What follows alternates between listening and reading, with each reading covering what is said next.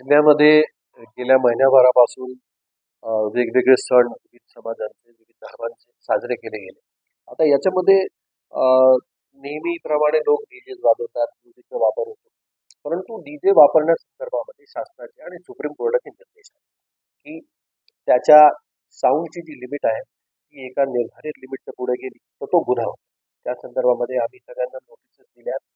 Plus अनेक DJ जे आहेत ते बाहेर जिल्ह्यातून येतात आणि हे ज्यांचं रजिस्ट्रेशन नसतं त्या गाड्या कंडेम होत असतात.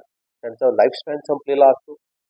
आणि सगळ्यात महत्त्वाची गोष्ट आहे, म्हणून या संदर्भात आम्ही आरटीओला सांगितलं, ते कारवाई करतात. आजपर्यंत आम्ही 22 डीजेस डिटेन केलेले आहेत. त्यापैकी 17ना दंड झालेला आहे. 5.5-6 लाखाच्या आसपास आरटीओने दंड केला.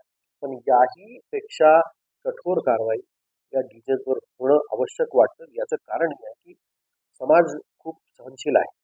इथे वयोवृद्ध नागरिक, लहान नवजात अर्भक, आमच्या गरोदर आया बहिणी, स्त्रिया, छोट्या आमच्या मुली आणि अभ्यास करणाऱ्या, स्पर्धा परीक्षेचा अभ्यास करणारी मुलं आणि समाजामध्ये शांततेने राहणारे जे लोक आहेत ते खूप सहनशील आहेत.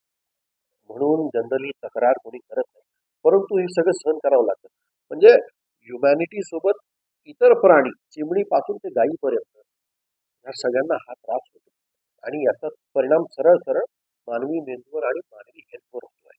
नाशिकला मागे आपण बघितलं असेल की डीजेला लेझर असल्यामुळे 4-5 मुलांना आपली दृष्टी गमवावी लागली. आमचे 3 पोलिसांना याच्यामध्ये त्रास झाला. 2-3 पोलिसांचे मागे बंदोबस्ताचं प्रेशर असेल, अजून काय असेल, त्याच्यामुळे प्राण गमवावा लागला पोलिसांना. असा एकंदरीत संपूर्ण समाजाला याचा त्रास सहन करावा लागतो. कायद्याच्या चौकटीत असेल तर परवानगी पोलीस त्यात देणार आहेत आणि कायद्याच्या चौकटीत अटी शर्ती घालून त्याचं पालन करून आपले सण किंवा लग्न बराती या साजऱ्या केल्या, त्याला कोणाचंही ऑब्जेक्शन नाही.